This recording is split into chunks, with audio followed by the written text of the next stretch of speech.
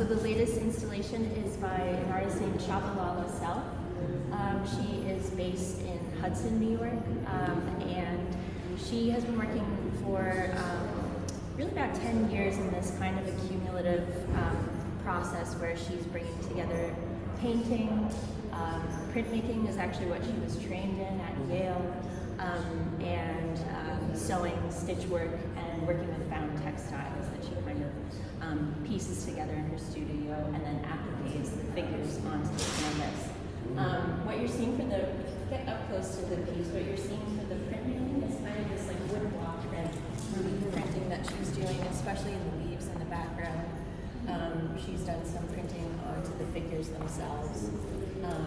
And yeah, she's always kind of thinking about the relationship between these different mediums, how printmaking can become kind of sculptural as well as textiles.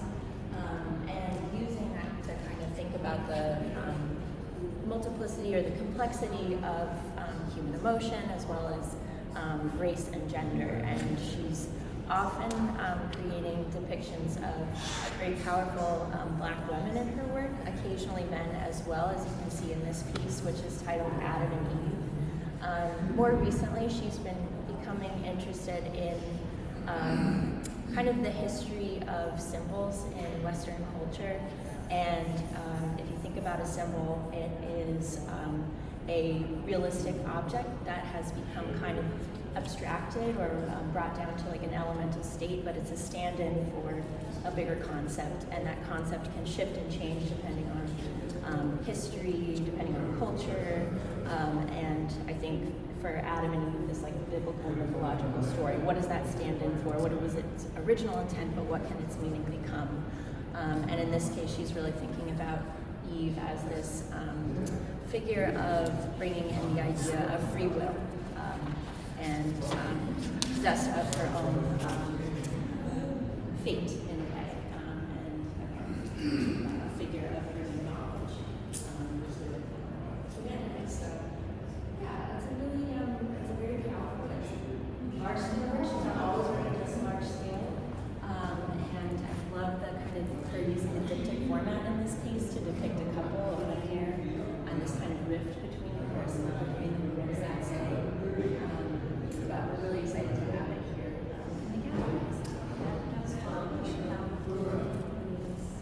Yes, not part of it, not stuck on the same town. Exactly, yeah. How is she expressing free will? She has this little apple in her hand, the apple.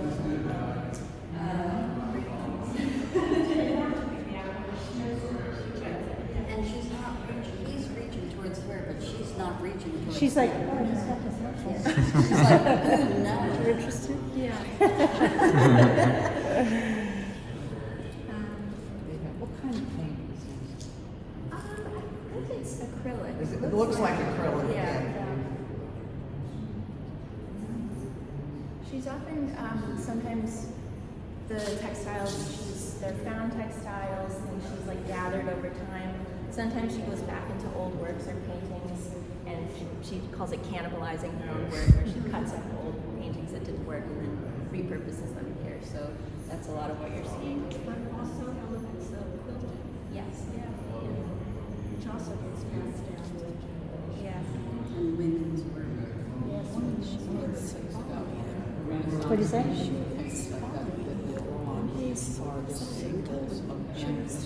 And when I looked at these, I thought, oh. Guess you can, it's up to interpretation. Just that's going down to explain that. Except they don't have 5 fingers. So I thought, Well, I mean, in the that's a Bible, very, she's no one makes it for her. She makes it. I guess that's what she did. Maybe that's what. Because it is a biblical story. whatever it is, and then in the hand, That makes sense. Yeah. my thumb. Yeah. There's a world of those, and I was wondering at all whether she had any reference to that. And then I thought, well, we only have 4 fingers. But I think you're absolutely right. Yeah. Yeah. Yeah, But she you know, does. you're But that's different dimensions for different emotions or different ways of practicing. So maybe there's something to do with that. But I think it's the broader notion of what can a hand gesture in painting in a different kind of practice symbolize and signal to an audience or a practitioner. Yeah, in those days there was a lot of them from everything that had to do with your relationship to God, your relationship to your country. Yes. That's when the loyalty symbols. Yeah. When you see the pictures of certain things that was your loyalty to the market. I just got dresses. Oh, I It's did. a rabbit hole. Yeah, very It's good. a- it's a- I'm willing to go down there. But it's a good thing if you're talking to people that Good point. Yeah. Which I just will come down to the generation now.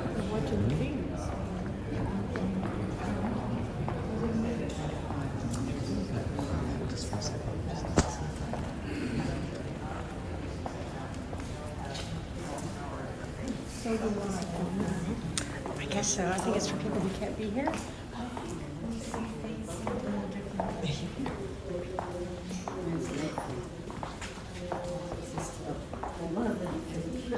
Yeah, the fish are cute.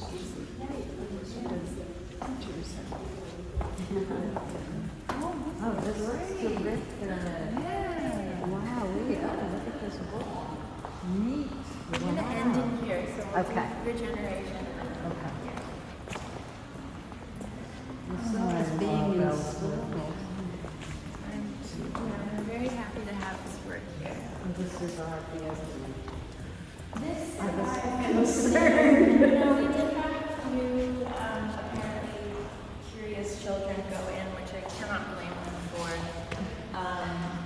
Nothing major happened. I think it was best case scenario. But yes, it's a good, I mean, if you're ever doing tours in here, I think it's a good thing to point out that just watch your step if you're backing up to take a photo. It's like, but so this is the first gallery of Regeneration, Long Island's History of Ecological Art and Care, which is a show I curated with Corinne Ernie, our chief curator, and it's also the first exhibition in the parish's USA 250 program for the year, which is a series of 5 exhibitions that kind of look at and think about the 250th anniversary of the United States and looking at the 3 ideals in the Declaration of Independence: the right to life, liberty, and pursuit of happiness. And so early on, when Corinne, before I even started, and the curatorial team were thinking about how to approach the theme of life, there was the idea to do an ecological exhibition and think about really what does the right to life mean, and what is our responsibility to these life forms that sustain us. And pretty early on when I started, we were talking about how to do an ecological show and decided that we really wanted to focus predominantly on local artists or artists who are working in the New York area, because there really is so much going on here, both in terms of environmental activism, but also artists working on the east end of Long Island and in New York State who are thinking about these issues, and it just felt, why not highlight the work that those artists are doing. So in the first, so it's a group show of 11 intergenerational artists. It has everyone from artists like Maya Lin and Alan Sonfist and Michelle Stewart, who are sort of early practitioners of land art in the 1960s and 70s, and then early and mid-career artists who are thinking about ecological issues, but maybe from a little bit of a different standpoint, thinking about the relationship between humans and non-human life forms and the interaction between the two. So in this first gallery, I feel like we could spend the whole entire time in here just digging into this artist's work, but we won't do that today, just for sake of time. But what you're seeing here, and this is the only gallery that is really dedicated to a single project in the show, because again, early on in conversations about that exhibition, then we really wanted to work with Shinnecock Kelp Farmers, who are a group of 5 intergenerational Shinnecock women who, for about 5 or 6 years, have been working with sugar kelp farming in local waters as a way to clean local water. So sugar kelp is a crop that the Shinnecock have used for centuries for many different purposes, for medicine, for food, used as insulation in homes. But one of the properties of sugar sugar kelp is that, or one of the qualities is that it absorbs nitrogen in water, and nitrogen leads to ocean acidification, which affects all marine life really, and we've seen increased acidification in local waters over recent decades, primarily due to insufficient septic systems in the area or development over the years, and that runs off into the waters, fertilizer as well, but really septic systems is the main cause. So they've been working with sugar kelp to kind of absorb the nitrogen in the water, and we've seen over the years this kind of cleaning of Shinnecock Bay, and they have a few other sites where they do kelp farming as well. It's an amazing project, and it's very community-based. They work with volunteers, they do a lot of education and workshops and teaching, and so we really wanted to highlight the work that they're doing very locally by bringing in an artist to work with them and sort of make work in response to their project. And so Corinne and I put together a short list of artists that we thought could be good partners for the Shinnecock kelp farmers, and they really responded to Sarah Seastream's work. Sarah is the only non-local or non-New York-based artist in the show. She is based in Oregon. She's indigenous. She's Hamaskus, which is a coastal indigenous nation, and but she's dealing with very similar issues or themes in her own work.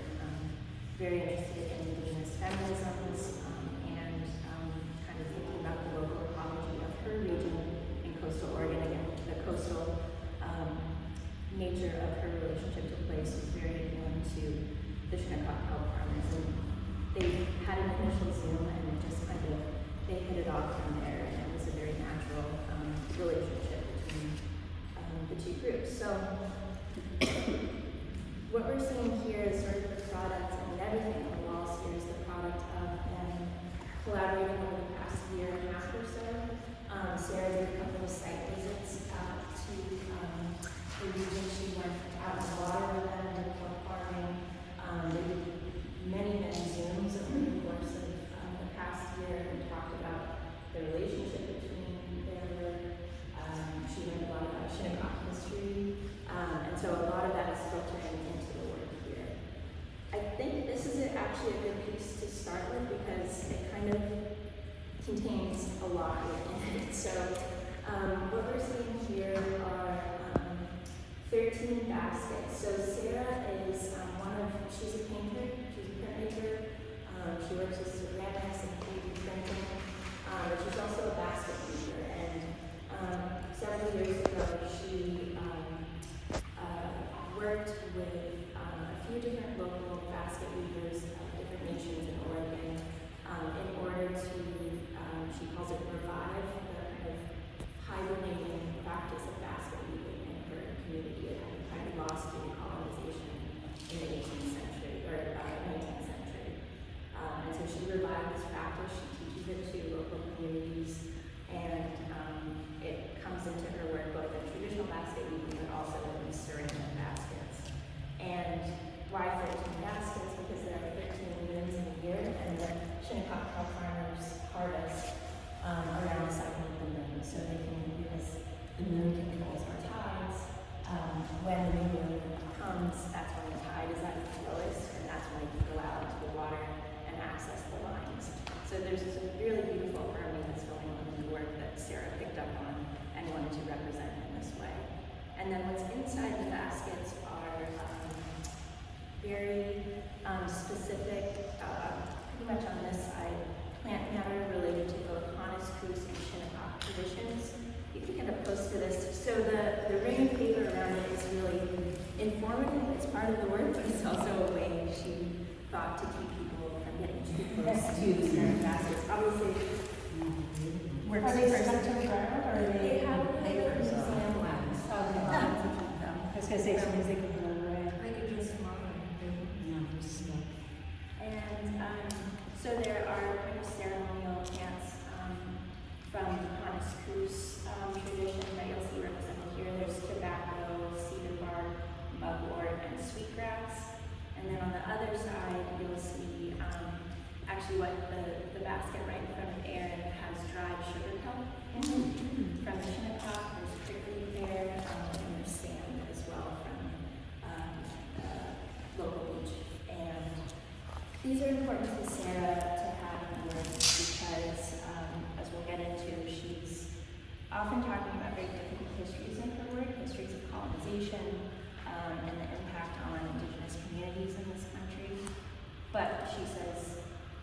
in bringing that into the work, she also wants to have some kind of softness or sweetness, a way to care for you while you're in the gallery and while she's kind of presenting these difficult histories to you.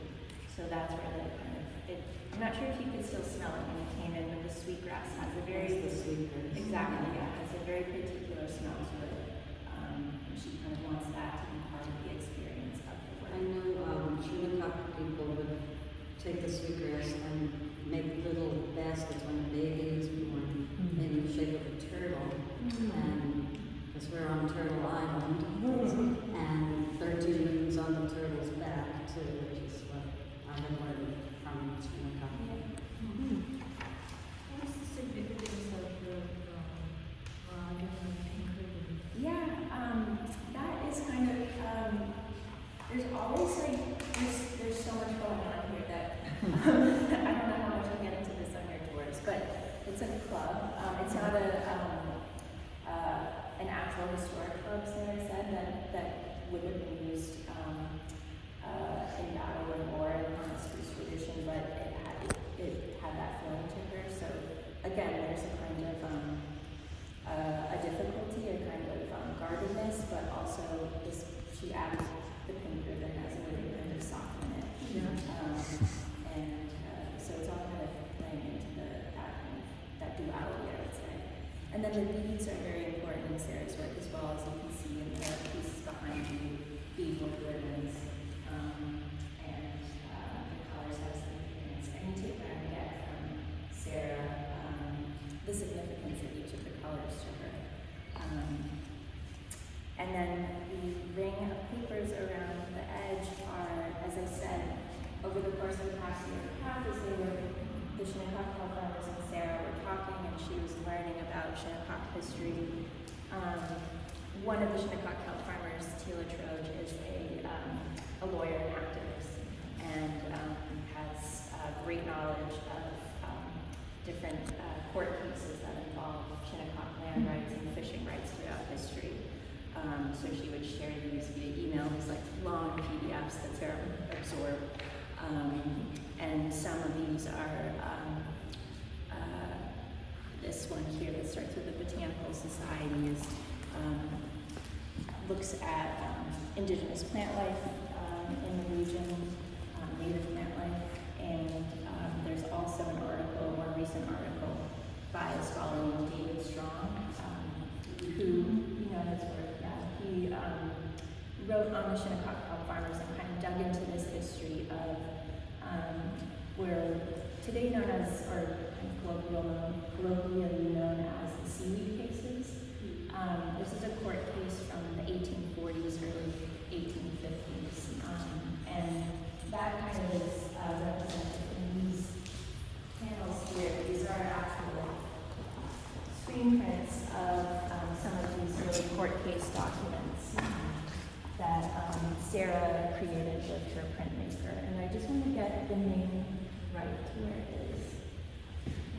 So the seaweed cases, essentially, this is early on, about 200 years of colonization into this area, and the Shinnecock were kind of relegated to a smaller parcel of land, but still had access and rights to their land and to the waters around it. And it started when a Shinnecock man was gathering seaweed on Shinnecock land to use probably in farming as a fertilizer as well.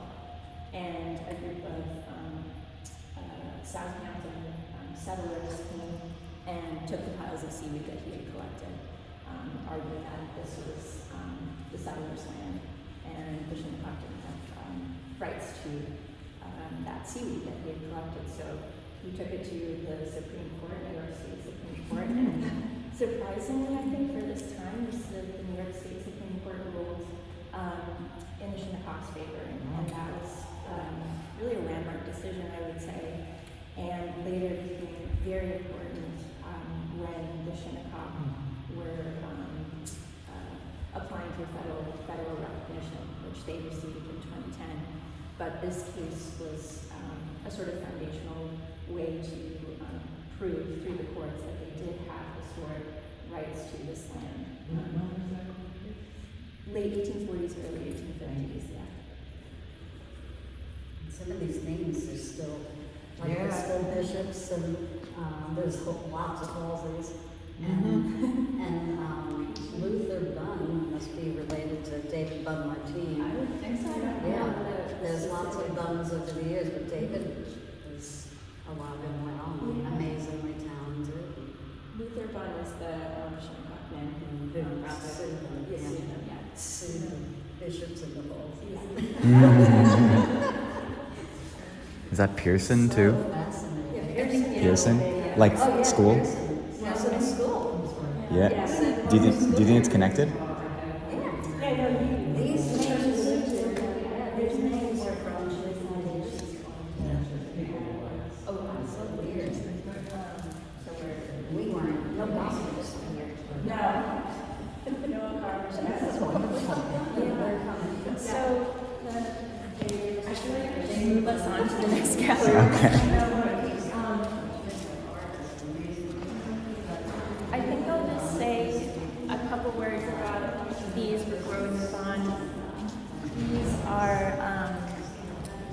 what Sarah refers to as minions, or she also calls them Aretha caps. She makes these a lot in her work. Aretha caps for Aretha Franklin, who's an important figure for her, especially feminist figure, and she sees them as protective caps for the women that they represent. So there are 5 Shinnecock kelp farmers, and so each of the farmers are represented here. And this is I think what's significant and really interesting is that this is the first time that, in this collaboration, it was new for Sarah to work so closely with a group of people who she was really building a relationship with while they were making this project together. And she had never really had other people participate in the making of the work, so to speak, so directly. So in both this cap on the left and this cap on the far right, 2 of the kelp farmers, Danielle and Donna, really wanted to add to their own dance cap, and so Sarah brought them on one of her visits, left them with them. Donna and Danielle didn't talk about what they were going to do, and kind of amazingly made similar additions to their caps. But they brought in just any kind of sea life or mollusks, or you're seeing the horseshoe crabs here, bits of shells, oyster. Danielle has the dried kelp on the left.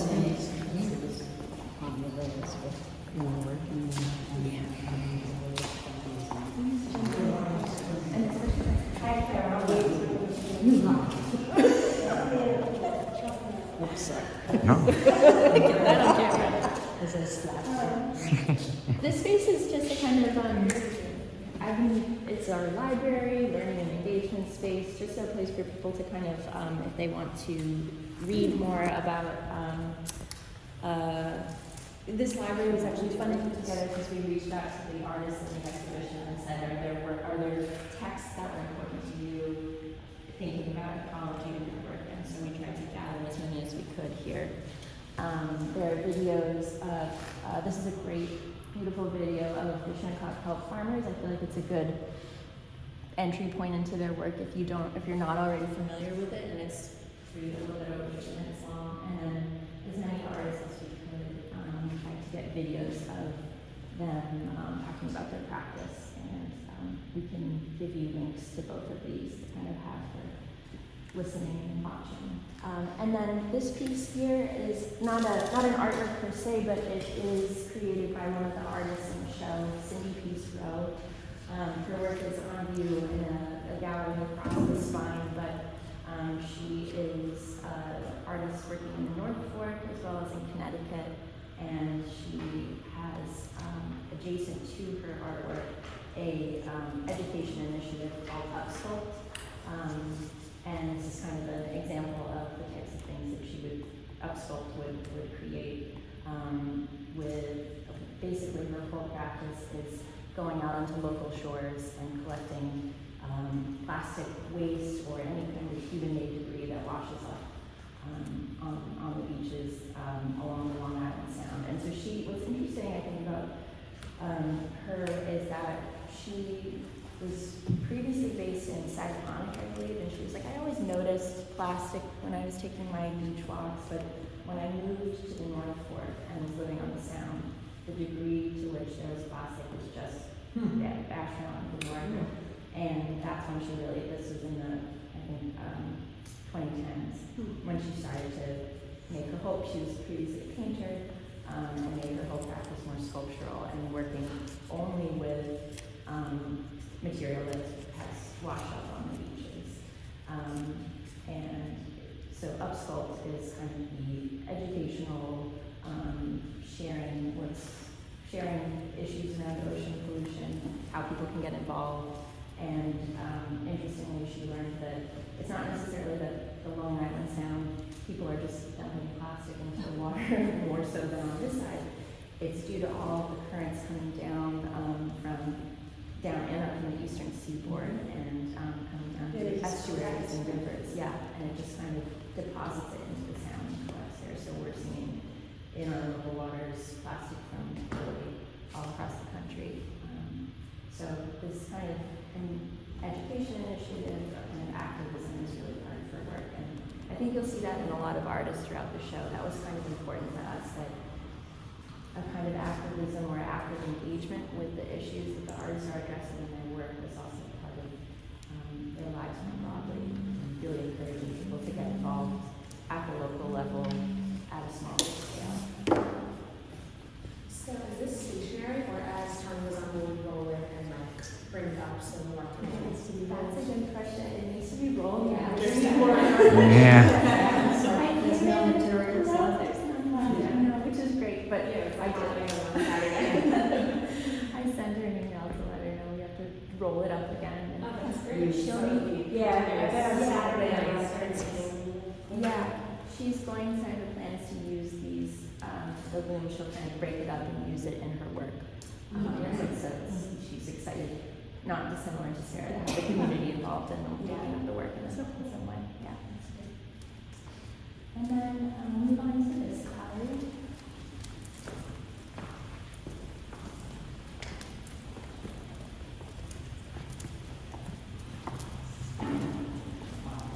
I'll pick up the pace a little bit, I'm sorry. So in this gallery, we're seeing two local artists, Scott Hudorn and Jeremy Dennis. Scott Hudorn may be familiar to many of you. He's lived here his entire life and grew up here and works in the Sag Harbor now. And like Cindy, he's awesome job. He's producing on the wall here our materials he's collected as he's walking across. Yeah, these are Scott's. A lot of this is fiberglass oak material that's kind of broken up and he's been gathering for a long time. I mean, his work is very much comes out of his relationship to this place, whether he's walking on the beach or walking in local woods, but his work comes out of like observation, almost like a naturalist approach, and creates kind of more whimsical or not utopian, but work that kind of thinks about possible futures, considering our relationship to the land. And so in these works, he's included these bits of mushrooms, and you can see it a little bit easier here. And he's thinking about a possible, what might happen in the future when life might find a way to grow out of these human-made materials that currently kind of don't support life and negatively impact it. These his illustrations? Yeah, he's a painter, an illustrator, a sculptor, installation artist. This is an older piece called the Bonnet Twang. Did any of you remember when he did the Bonnet Blind here? Oh, yeah. The The blind on yeah. So it has this wallpaper in it. And we wanted to bring it back. So the Bonnet Blind, in some of his work, he's thinking about the impact of shifting ecologies on local communities, the Bonnickers being one of them, who are some of the earliest settlers in the region who are working agriculture, fishing, and kind of a way of life that's being erased or impacted by development and lack of affordable housing, and the changes in environment, and how that has impacted the fishing industry here. Does he use a pond? He's not a Bonnicker. He's just very interested in how their culture has been impacted. So you're seeing some kind of references to Bonnicker culture, indigenous culture, and as well as flora and fauna that are native to this region. Stephen's Blockhouse in Yes. Yeah. Yeah. And if you drink Greenport Brewing Company beer, it does all the illustrations for the cans. Yes, they're beautiful.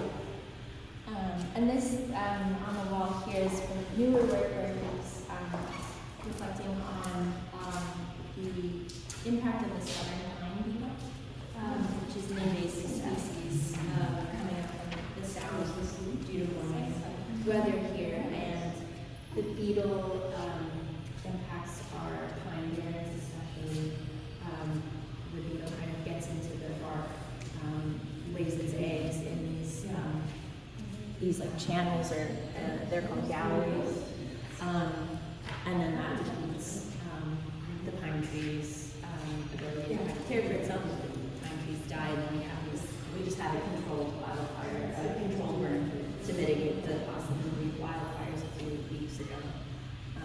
But it was in the Feed State Park out near Montauk, and pine forests, he has said, are very spiritual to him. It's a place he goes to kind of be close to nature. This piece is actually in the parish's collection and was made 5 years ago. And so I wanted to bring it in and have it in conversation with these pieces where he's reflecting now on what's kind of happening to pine forests here. And I think they serve as these prints that he's making are from the pieces of bark. And it's almost like a little bit of a memorial to the pine trees and witness to what's happening to them. So those are the actual pieces of bark from trees? These are the actual pieces of bark that he used in making these prints. So on the back side, that would be like the outside of the tree? Yeah. Okay. And then Jeremy Dennis is a Shinnecock artist and curator, probably again familiar to most of you here. And his photographs they're this really wonderful blend of this kind of almost cinematic drama in the lighting and staging of them. They're always very staged portraits, but then there's a humor to them often as well that he brings in. I almost think of it similarly to Sarah's work, where it's like I'm going to show you very difficult histories and confront you with them, but there's a kind of a way to bring the viewer into humor and this really dramatic beauty as well. So all of these photographs are from the series Sacredness of Hills, where Jeremy is reflecting on the kind of long-standing and ongoing desecration of sacred burial sites on Shinnecock land, especially in the Shinnecock Hills area in Southampton, between Southampton and Hampton Bays, and where real estate development to especially creating these really over-the-top mansions is impacting burial homes that have been there for centuries. Absolutely. Yeah, absolutely. Yeah. And I've been thinking about the relationship between, what does development and construction mean for environmental concerns, but what does it mean for cultural concerns? And you can't really talk about environmental rights without thinking about land rights for local indigenous populations. This piece in particular, sorry I'm going into too much detail because I know we're short on time now, but This piece is kind of an ode to his aunt, Doreen Denise Arundel, who in the 90s protested there's construction equipment coming through, actually Shinnecock Reservation land, clearing the land there, which they obviously did not have the right to do, and so she sat in front of the construction equipment and stopped. And yes, you're pointing to the picture, the actual photograph of that demonstration. Maybe we can move into Sasha's gallery. So are these digitally enhanced, or they, They're, you know what I'm saying, are they They're put not- together from proposals? no, they're all, it's a good question because I'm sure he goes in and edits in post-production to enhance lighting, Sure. color, but no, these are all taken, these are real These are portraits. photos. Yeah. I was going to ask, that's why I went to look and see what the material was. Yes, it's a good question. Thank you for bringing it up. It's a good question. And so all those pictures are from sites where they're building on like the burial grounds.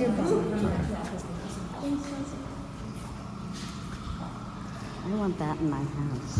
I just want to sit in it. Yeah, this is really cool.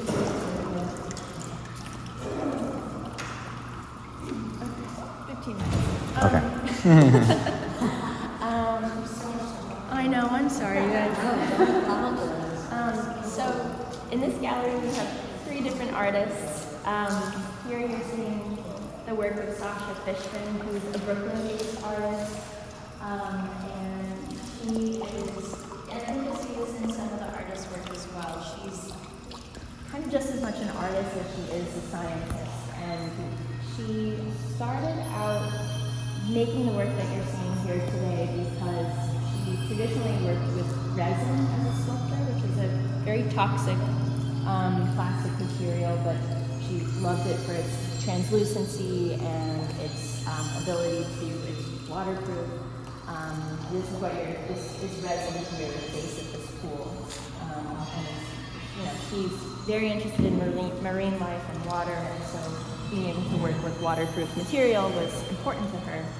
But realizing its toxicity, she kind of wanted to get away from using it and looked into bioplastics or plastics made from organic material. And specifically, sorry about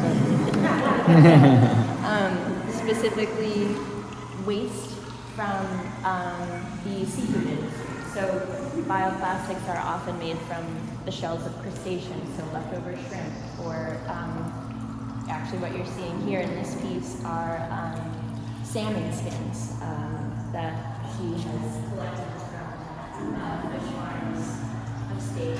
And she has come up with a way to preserve them. All very natural processes. What are they? Sorry. These are, oh, sorry, I was pointing to these up here. These are salmon skins. Oh, okay. They're kind of the scales, yeah. And in the video in this piece that you're seeing, I mean, these are footage from her various types of research. So she'll go on site visits to fish farms and hatcheries. This is actually her you're seeing right here, working at a place upstate. There's also footage from a cruise to Alaska where she was kind of looking at the excessive waste of these ecotourism industries. It's actually what you're seeing here right now. And also shots of her in the lab. She's worked at various labs around the country to work with bioplastics or to kind of think about how she can make plastic-like material that can break down back into non-toxic. So she's often thinking about,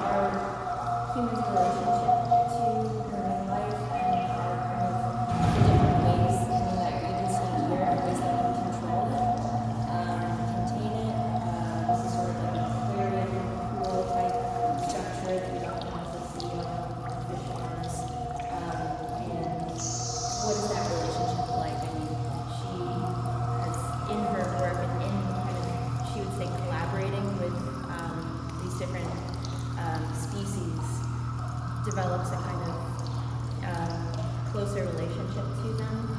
Obviously, it's probably not reciprocal, but she's really thinking about the impact she has on them, and how we try to control them as well. So it's kind of thinking through some complicated ecological issues, I would say.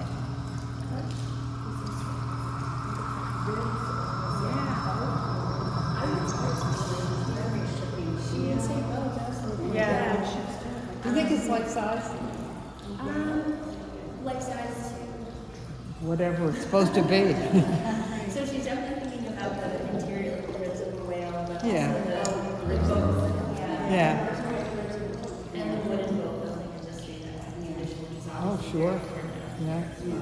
What's the significance of the audio? Oh, this is a good point. So she wanted to have these kind of tilted monitors, very much in a way that when you go to an aquarium or a natural history museum, there's often that kind of like interpretive material in an iPad that's tilted this way for the viewer. So she's playing into that a little bit, but obviously not with a didactic material and interpretive videos. Beautiful.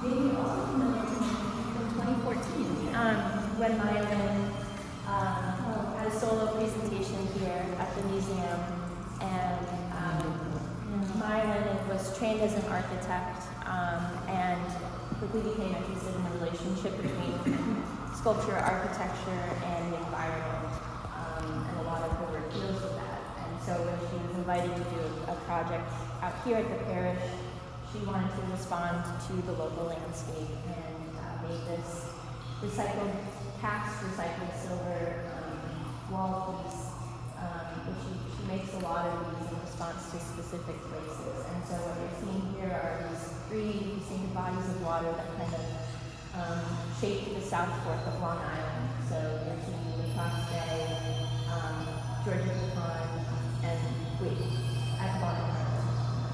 Yeah. And I really love the idea that this fluid, silver being a very fluid material when it's in the casting process, and then it's stilled and cooled and into these pools of silver. But it becomes also kind of memorial to this place in a specific point in time. And I was interested in bringing it back, 10 plus years later, as she was saying that she was thinking about how climate change is impacting our shorelines and what rising sea levels mean for a coastal community. And, what has changed in 10 and then plus years in this area. And, Accabonac Harbor is especially impacted or susceptible to rising sea levels. We're seeing that in its kind of estuary marsh habitats even today. So I'm really happy to have it back here in the same position. Should always like we're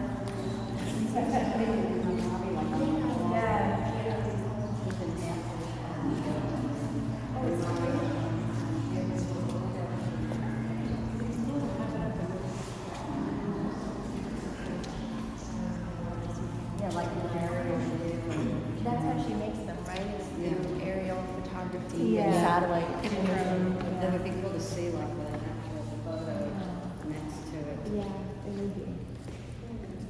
Okay, last gallery for now. Two artists in here, both local artists. This is the work of Cindy Peace Rose that we're seeing here. She has a little activity in the library space. And this is her more formal artwork that we're seeing here. So these pieces on the wall, this hanging sculpture, this hanging sculpture, and then those four pieces there. And like I said, she's working strictly with found materials from the beach. Interestingly enough, when we were installing, she didn't have rope that she brought long enough to hang some of these sculptures, and the art handlers very very helpful. They were like, oh, we have cord and we have cable in the back. And she was like, it kind of needs to be. Yeah, I can't do that. She had to be. Had to go find some. She had to go back to the studio. And she has tons of studios, incredible, you know. I saw a picture of it. Yeah. Where is her studio? She has a studio in Connecticut, which I haven't been to, but then she has a space in Southwold. Yes, exactly. It's kind of like an old fishing shack, which is very appropriate. Oh my gosh, I saw a picture of it. You can look it up online. It's just filled with stuff. These two. An osprey and an astle. She's a purist. Yeah, because that's a question that when I was in the South, It's a big tourist they asked, is it really authentic? Yeah. Okay, yes, I'm sure it'll be. And this is like her more, you were showing a piece that's, she does very representational sculptures of osprey, whales, animals that are Yeah, not impacted the by whale pollution. tail.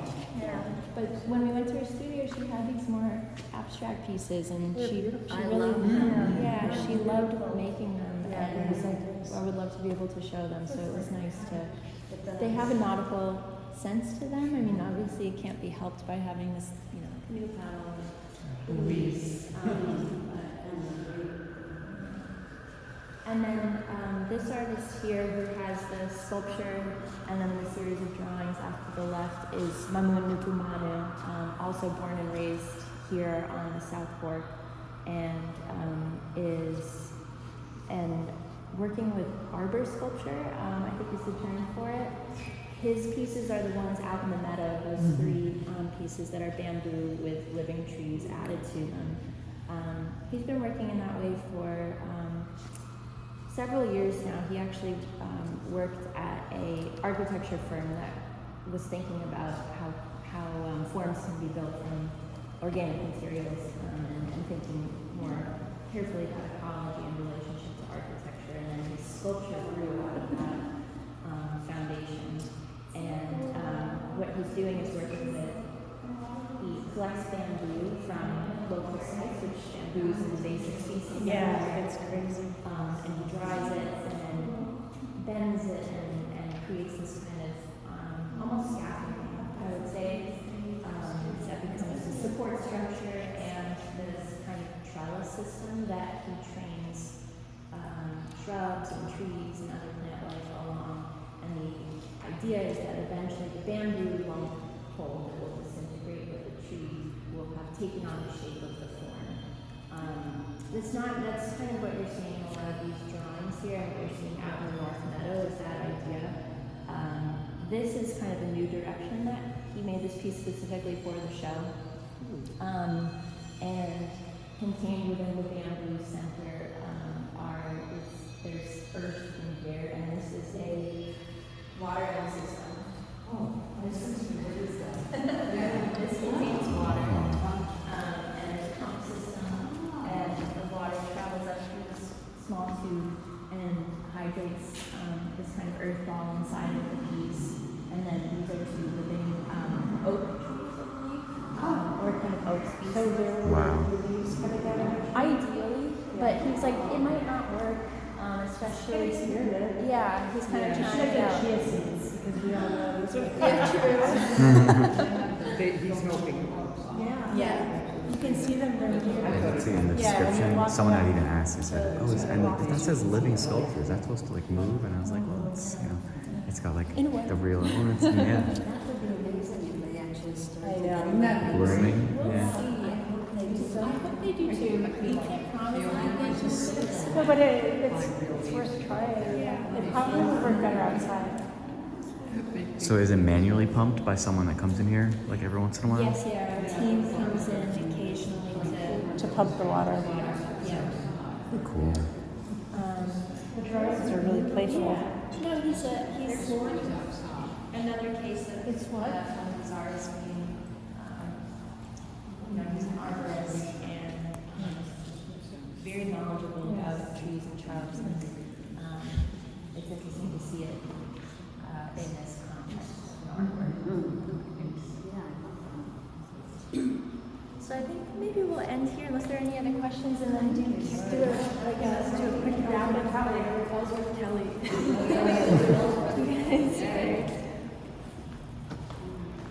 I do have one question. I had a teen actually that had asked me, does she like bleach? Or Cindy? Okay. Wow, that's incredible. Because the teen was like so amazed that it was like so white, or like Yeah, you're able well, to the get it sun will such do that. right And like the water as well. bleaching salt it. water. Yeah. It's very like stylized. I still wear a watch. I have to fix it, I realized. Gary Cooper. Yeah. Patricia Neal. They have a little I frame will of keep this brief. I know movies. people have places to be. But this is Ellsworth Kelly, 8 Decades. It is, again, another partnership with the Flag Foundation in New York.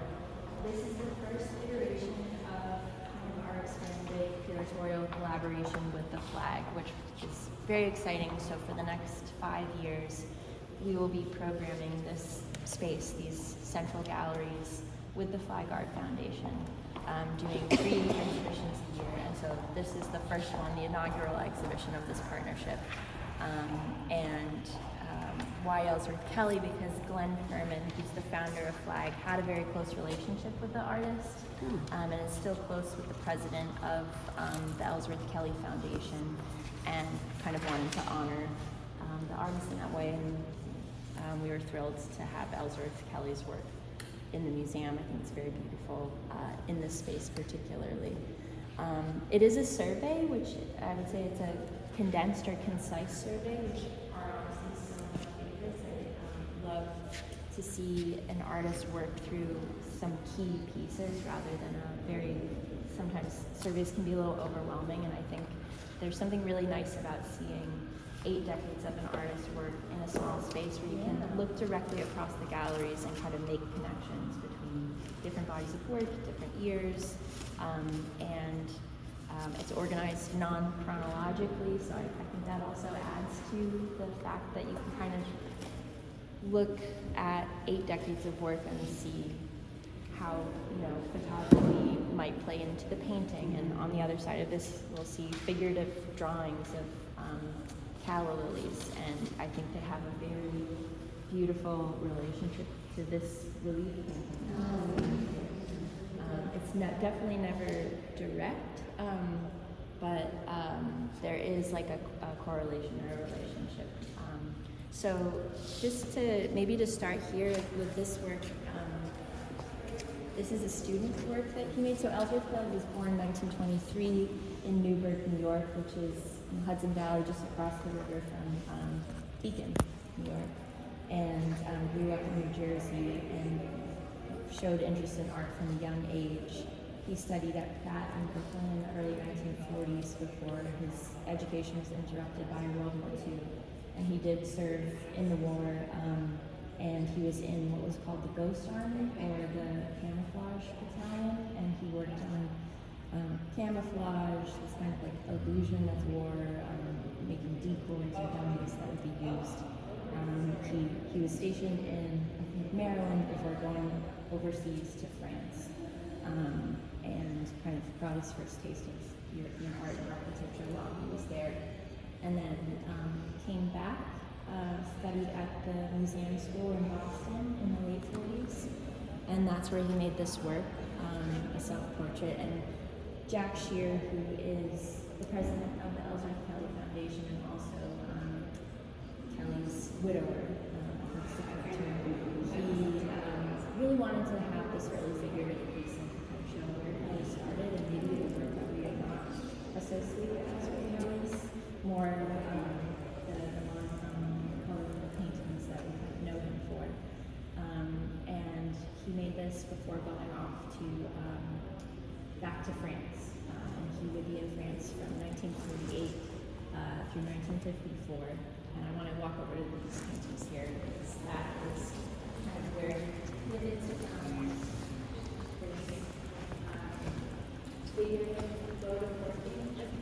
I should say he will always continue doing his botanical drawings and lithographs throughout his career. So I would say his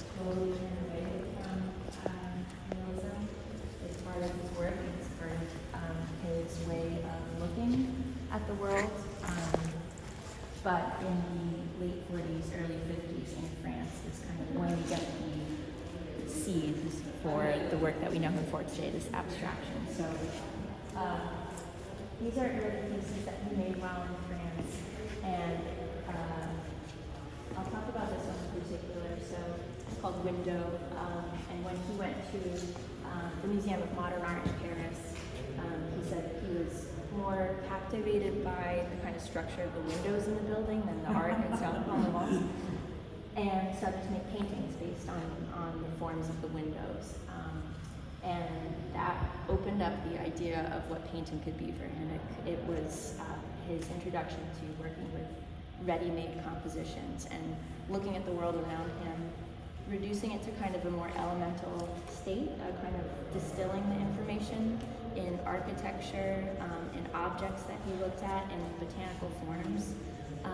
But really the starting point for the abstractions were not this kind of, when we think of abstract expressionism and coming from this internal emotional world, he would say, no, this is from concrete objects in the world around us. So this piece is based on the window, this piece on the toilet, and he started working in black and white, but then introduced color pretty early on as well. And of course, it's not the gestural color of that shows brushstrokes so much, or nuance, or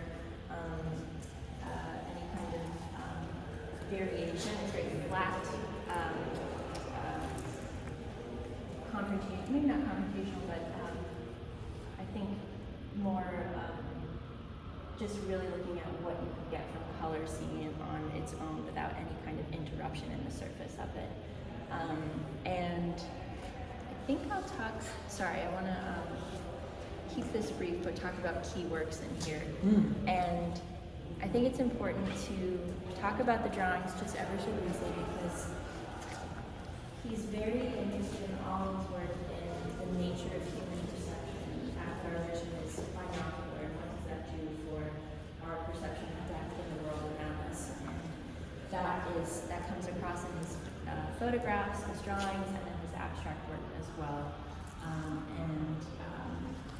The fact of,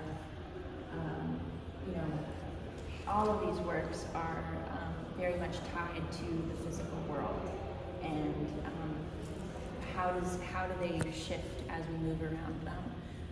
The relief paintings that you're seeing in the gallery across the hallway, this kind of depth that he's adding to the paintings by layering two panels together, and how that kind of creates a play between sculpture and painting, kind of introducing sculpture into the painting practice. I had a question for Jack while he was here, because as you can see, I mean, even within this gallery, you have in this work, this gridded piece on the wall here, these are oil on canvas panels. And then this work, several decades later, is painted aluminum. And he would go back and forth between the two. It wasn't as though he just left behind oil and canvas painting at a certain point in his career. I was kind of wondering why he would keep doing both. Jack said that for Kelly, the aluminum objects, the works of aluminum he sees as sculpture, and the oil on canvas are painting. And there's still a kind of differentiation between the two on the surface. Even though it's on a wall, it's a sculpture. Who chose the work? It Did was, you, or? we Flag worked closely with Jack, but really Jack kind of picked the work from each decade to say, this is how I want to represent him throughout the year. And did he curate it, or did you place the work? We kind of collaboratively, we came up with, so working with the team at Flag, we came up with an initial proposal of how the layout could look. Jack made a few tweaks happened on the floor as well, which I think turned out really nicely. I love having the photographs. Well, I just wanted you to be able to see this and look at the black and white version. But then like just like looking through like the gap here. That's That's cool. That's a great visual from the these calories over to that painting. the photographs, I think, are, I really wanted these to be in the show because because they're representative of a few summers that Ellsworth Kelly spent on Long Island in the Hamptons. He was in Bridgehampton, kind of renting a studio space in the, he came in the early 1960s, returned in the late 1960s, and that's when these photographs are from. He would go around photographing the potato barns and farm structures that he saw. And he started photographing in the 50s, and the photos were never direct studies for paintings, but they were, he talks about them as a way to record what he saw and kind of organize his records of his vision. And I think undeniably there is a relationship between what he's seeing in the world around him, the kind of formalist abstraction that he's able to glean from vernacular architecture, meeting landscape, meeting light and shadow, and how that plays into some of the monochrome pieces. Scott, I'm sorry, did you say where these were located? All in, you know, some of them are very specific in Bridgehampton and Southampton, but some of them are just titled Long Island. Oh, Yeah, okay. so I really wanted this kind of Yeah. relationship to this place to be in the show. It's like I can see an essence of like the design of the building in some of these. Oh, Yeah. yeah. You know, you Yeah. got the Well, two that's peaks the on that barn, one. Yeah, Yeah. that's the, That's it. that's the barn. Yeah. And I think there's a lot about flattening space, you know, and think going back to thinking about vision and what happens when there's a beautiful quote from him in one of the labels for the calla lilies that Nathan may have provided for you, that where he's talking about what happens when you close one eye or look with both eyes and how space collapses, and thinking about what happens with photography as well. But you know, it's interesting. The voids are as interesting to him, or the negative spaces are as interesting to him as the physical objects as well, and that all becomes part of the. Yeah, the whole thing is like the negative and positive. The negative is as important as the positive. Yeah. And the last Everyone one- should read The Slip. Like, Oh yes. Oh, thank you for plugging because, that. I mean, that, you know, like having read that, and Right. so, I read that too. and it's all What's it called? Ellsworth, The Slip by Blue Piper. And Oh, it's yeah, such yeah. I mean, Yeah. like It's now, you know, wonderful. It's seeing a like the great relationship She writes between, so beautifully. book. oh, Yes. it was wonderful. And the Jack Youngerman influence, the piece over in the corner. Yep. Agnes Martin was Agnes very Martin, they all close lived friends. They all lived together, and it together was such a and- great read. Yeah. And so informative. I learned so much about Ellsworth Kelly. Right. Yeah. And they all Who knew? fed each other and Yeah. got together. And Agnes it's Slip. incredible community. Yeah. Yeah. The Slip. The slip. Yes. It's about Palentis. Yeah. But I don't want to read No, that was a good plug. Good plug. And I'll just finish with this piece to kind of think about color in the picture. This is a piece called Blue Green Chocolate. But it is a study for a commission that he did for Dallas Symphony. They're installed there permanently called the Dallas Panels. And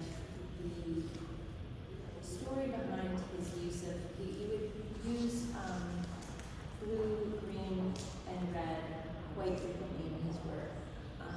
And he talks about some of his earliest artistic experiences from when he was a child, and recognizing how light and color operate, and how, you know, one of his stories is as a 3-year-old or a toddler age, butter would get delivered to your doorstep in a slab, and one time he just had a desire to step on it and flatten it.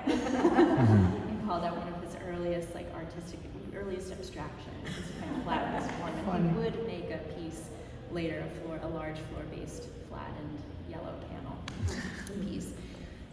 But one evening, as he was maybe 12 or 13, he was trick-or-treating and saw through the distance a lit-up window, and saw these kind of abstract forms, these kind of floating shapes of blue, green, and red, and was totally allured by them, got up closer, realized it was just regular living room furniture, but this kind of, and he backed away again and saw the kind of blurring colors again, and that really stuck with him, and how color and light operates, and foundational moments kind of come up again and again for him. And I think the importance between his work and architecture or specific places is important. We're thinking about, this is a commission for a symphony hall, and he's often thinking about how the works are operating in relation to the given state of architecture, and kind of bringing painting out of just being an object that we hang on the wall that we can go anywhere, but really thinking about how these works might even become a little bit part of the architecture, or made in relationship to it. The panels, the color panels on the wall there are also another kind of study for a commission that he made in the 70s. But again, he was really thinking about the color of the brick in the walls and the height of the building, the wall of the building that he was making it for. So I think there's this link between painting, sculpture, and architecture in his work, and always thinking about space. All right. You're welcome. Sorry Thank that you, we went over Scout. time.